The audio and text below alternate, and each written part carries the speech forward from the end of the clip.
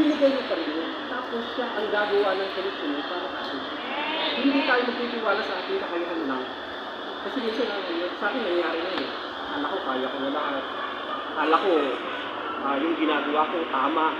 Akala ko na yung mga bagay-bagay na nasusunod ko, ang inisip ko, dahil sa sarili ko pagkasunod. Hindi. Mali ako doon. Kasi unang-una, yung binigyan mo na sa'yo, dahil siya ang nagkaroon mo. Hindi dahil pinagsikapan mo. Kasi kung wala siya, hindi siya mangunguna sa atin. Lahat ng paghihirap mo, ano mo yan, di ba? Kasi unang-una, ipinanganak tayo ng ubod-ubod. Pagharap natin sa Ginoo, kahit sabihin, ikaw ang pinakamayaman, ikaw ang meron na sa lahat. Pag atubang mo sa iyaha, hubot-habot ka pa rin naharap sa kanya. Lahat tayo pantay-pantay sa panimula. Wala tayong sasabihin natin madadala na pinaghirapan natin sa lupa. Wala. Kasi pagdating sa araw nung pagdating ni Kristo, lahat tayo pantay-pantay. Hukuman tayo sa ating lahat. Pero nang ikatulong passage yan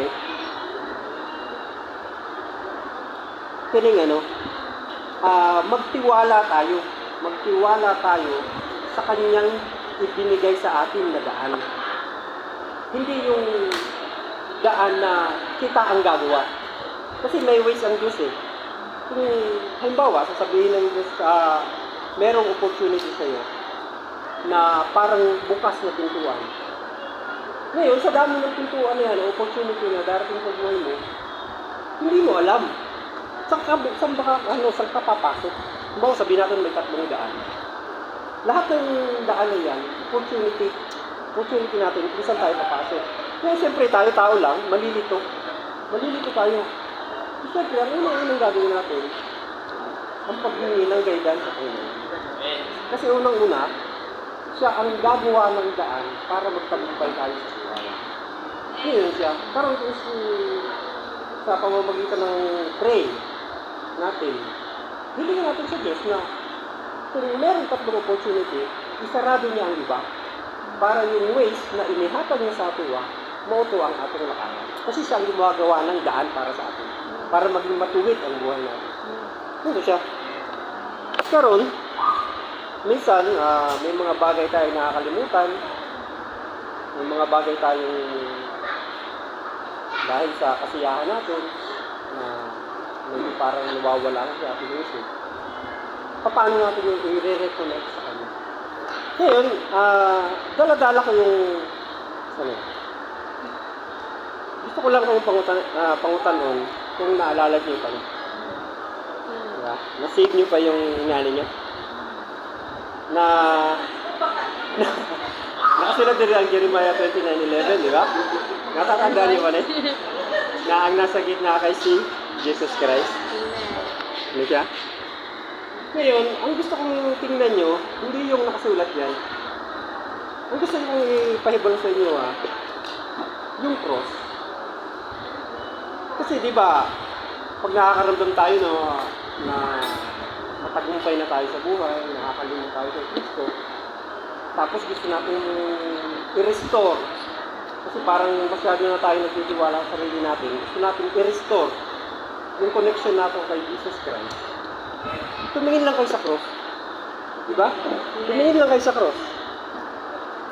Ang unang-una natin dapat gawin, o siguro dapat na pag-aralan natin, matutunan natin gawin,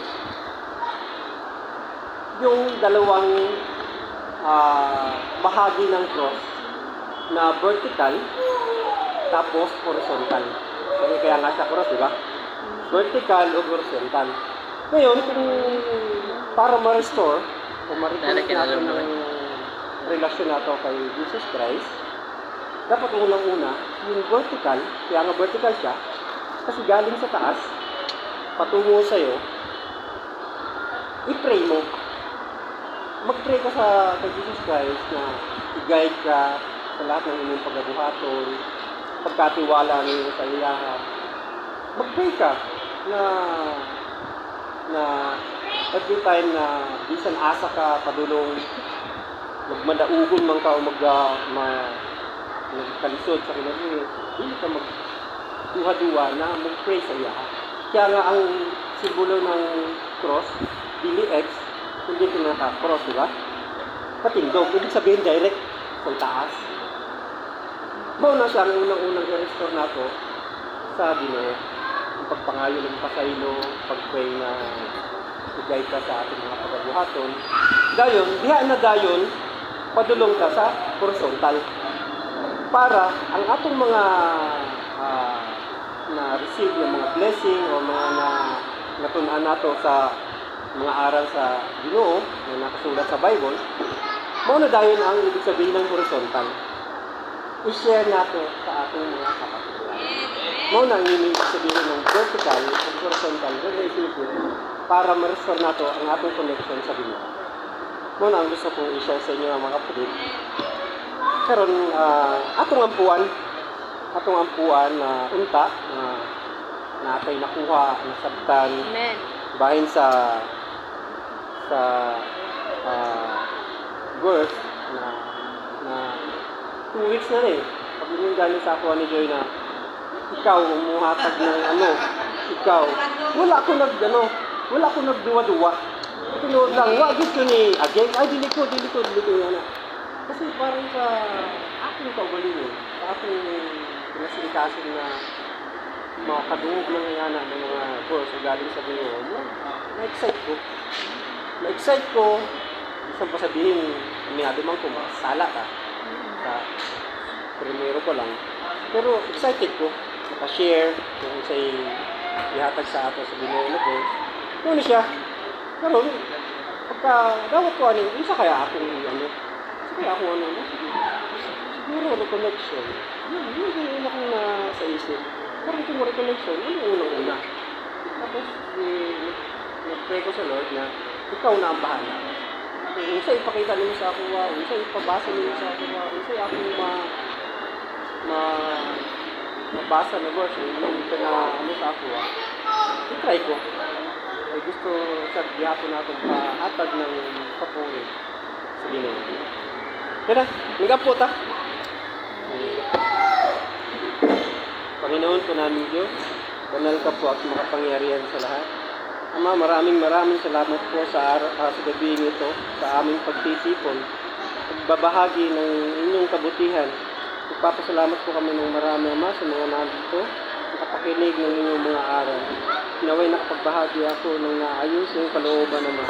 Maraming salamat po sa iyong pagbibigay ng katwiran upang kami mamalagi at magtitiwala sa iyong kaharian. Napalangin ko po ang lahat ng ito, Ama, na kasihan mo kami sa tuwi-tuwi na makapakinig ng inyong mga salita. Sa bawat paghakbang, Ama, kami nawa ay inyong gabayan, kami ay inyong samahan at pakakaingatan. Ibinabalik po sa iyong kapurihan, Ama, inihiling po namin ang lahat ng ito sa pangalan po na aming tagapagligtas sa Kristo Jesus. Amen.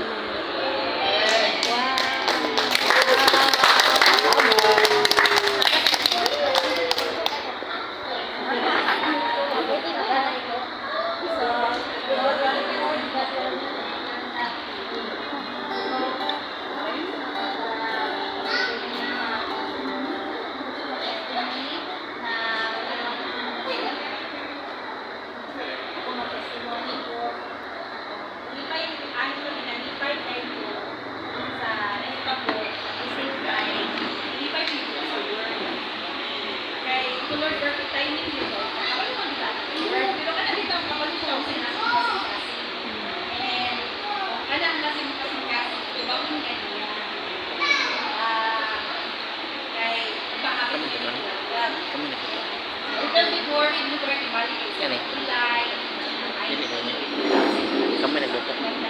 Nagka-offline. Since last week. Hindi pa kuha. Hindi pa siya valid. Pero, kadali na, balikan din ako. Pero hindi ko sila siya, or ayun ko na, sali ka ba sa sali ka na to ako. Then, wala, ka na, hindi kita mag-work. I-order naman sa mga kasi sudanan pala sa relation, or inanaanan ba? Ang panty lang, yun. Kadali na, pagbalik na ako, excited kayo ko. Ma'am, offline pa niya ako. Pinakasulat sa ako ba? Lord, I still have 1 day. Until Saturday, hindi ako duty. Kaya mga drawang gani sa Monday. So, wala nag-ipon Nagsustuya sila na another place na naunsa na nila, wala ko niya anak, pero katulad ay naman siya nakakita ng temporary. Kaya lang kay wrong yung spelling. So, i-attach ang inyong passport na copy. So, ay, kung nakalakaw, ay may mag-issue, kaya sige siya nagpapita, ini kay sleep protect ako. Kaya is ako wrong sa kanina, pero kita lang yung copy na lang kami ang passport. Marami na ba? Pero pagawas na ako, na-remind ko sa akong self na sige mo sa iya. Saan galing yun? Saan na ba? Mura ko ka ng nakuan ka rin ba? Nakay-usog, pero mura ko gawa na kawin. Then, mo ito nga, naday ka, wala ko sa church, na natin ka, fellowship, na yun siya, nagkatrabaho sa school. Sulat na kayo ka ng kuhan, sulat lang na ako, tomorrow. Sunit mo, yes, bro, of course, ako yung kalig sa ginagawa, naday tayo na tayo na ways. I-confirm na yun siya, for you. Yung pa yung kanya ko, mga ginagmay ba na, no, pero God please us. Salamat kayo na kanakita ko ng mga ay kung salit ka sa mga he has his own ways na go. Kaya ba pamaagi nga, dili ikaw usual na pamaagi na ito para ito mo makabing sa iba sa iyang buhat. So excited ko, wala ko man nasugot pero excited ko sa iyang pagabuhaton because we need to trust the Lord the our ways, knowledge din siya kanila. Direct na din siya. Lipay kayo ko sa team.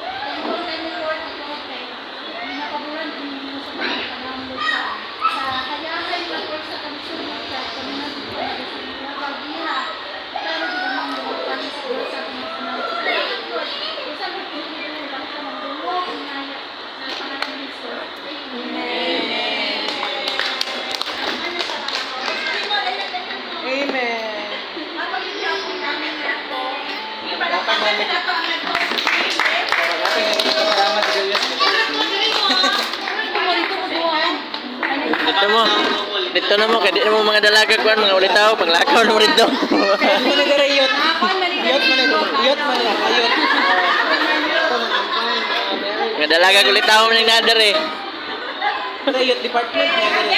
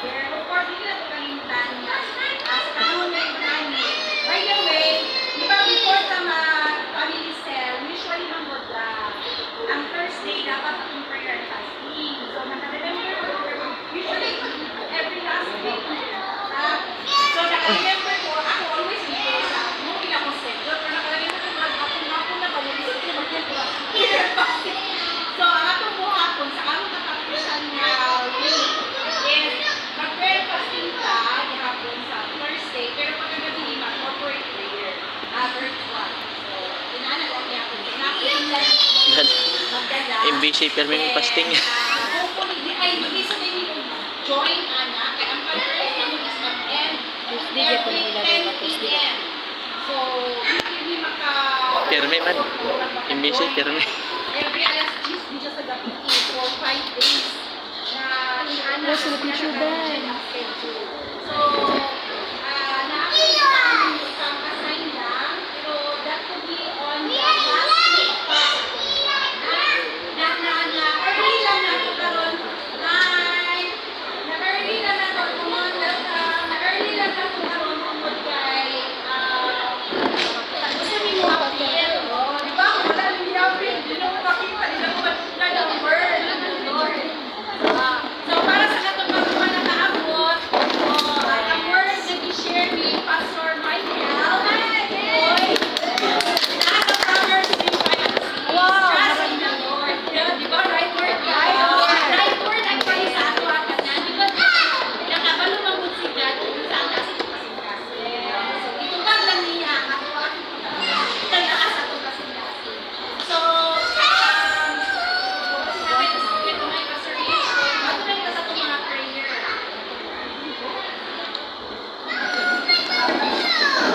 At balik ka.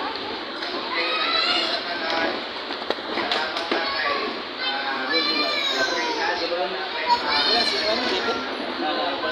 Mama.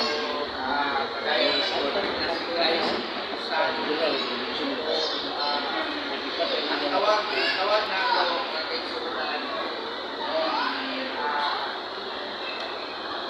Base na to sa sa Mark.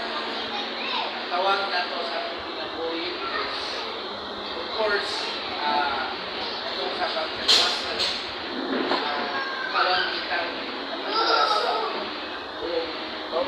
hindi mo ka magpapili na anak gusto ka na naghan ko ang maluwas yan sa online paglanginan sila sa practical na side baka nag-relate na din sa pagkakatao and kaning for salvation this is God's call para sa atong life sa life na atong life hopefully di natawag sa ato dili ko tungkol kahit ka sa uban second is the call to pray nang agi-agian ni Sir Michael na wala kami nagsabot pero bawang kami ang uban pero siya may nagwali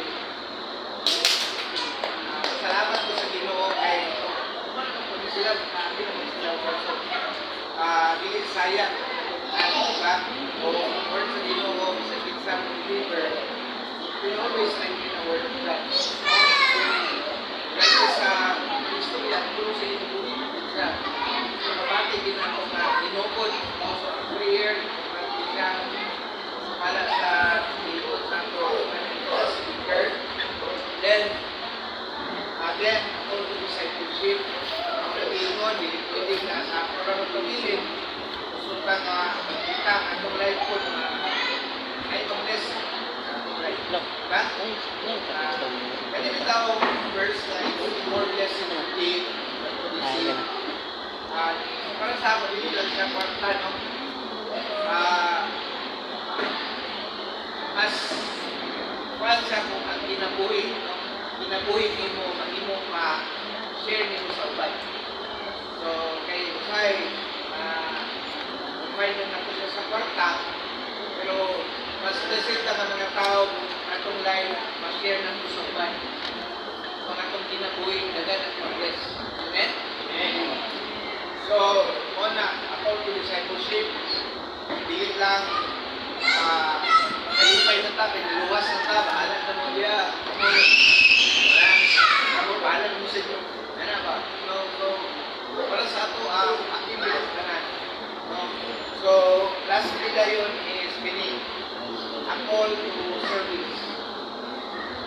Kitang tanan, a call to serve, siguro, Lita Maria,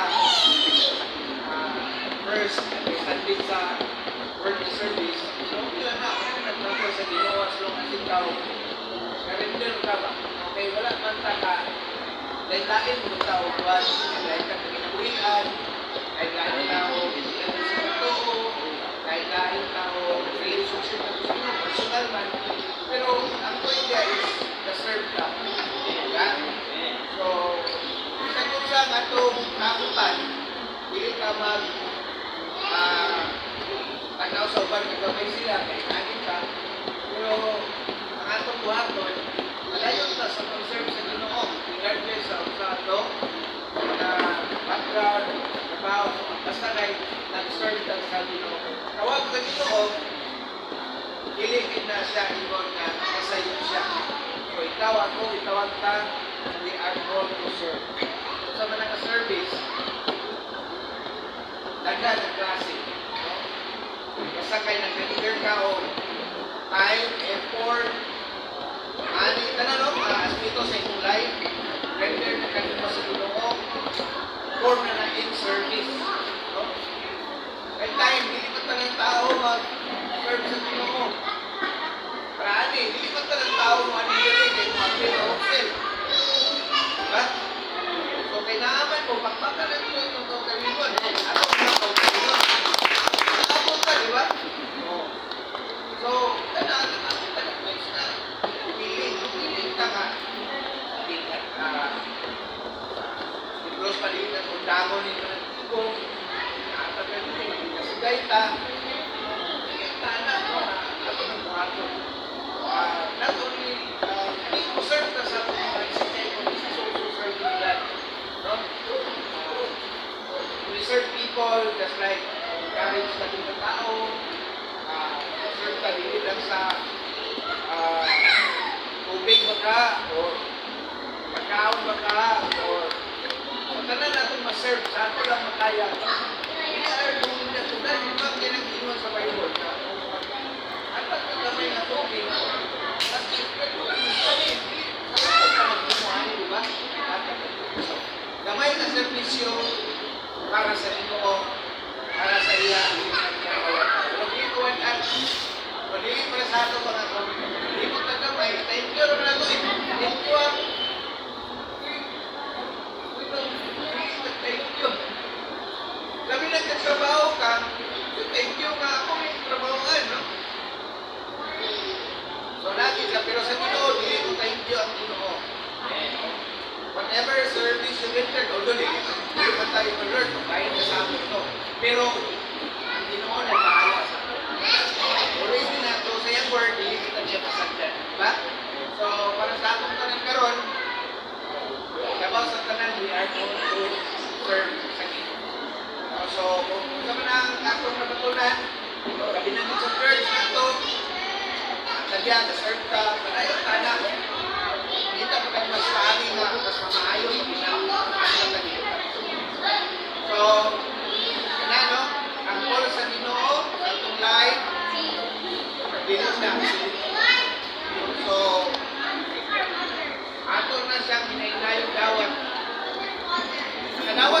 nga gwapo mo, gwapa mo. Pero isot idawat ka. Kayo dawat mo na dawat. Isot dawat. Pero nagkuman na ako na siya. Salamat kay Lord kay kulang yan sa so, ang tawag sa Ginoo sa online, it's a privilege. Privilege na siya para sa ato mag-serve ta sa King of Kings.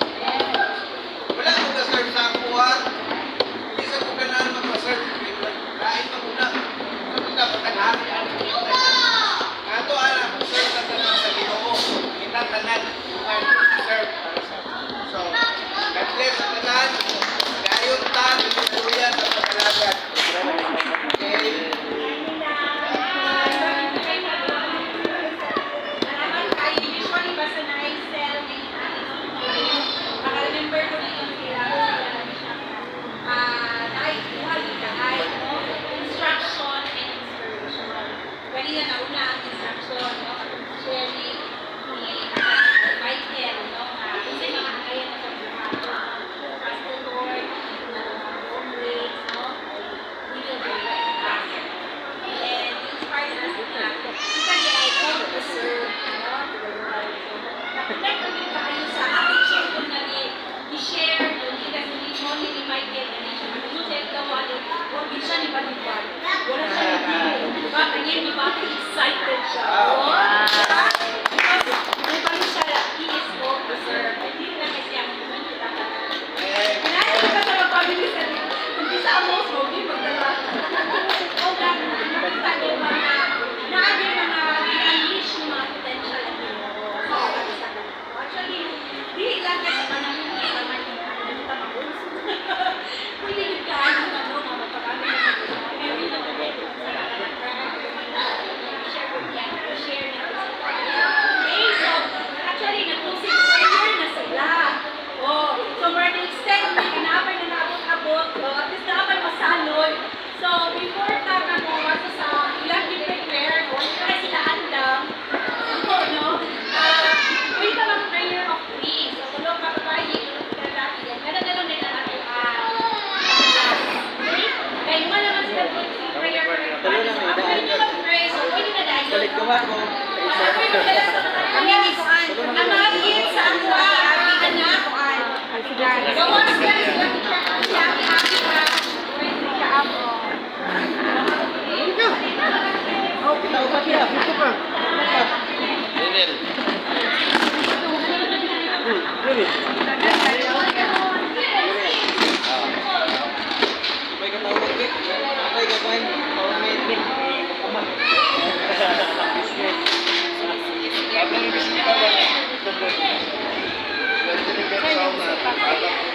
Ikaw, Blay.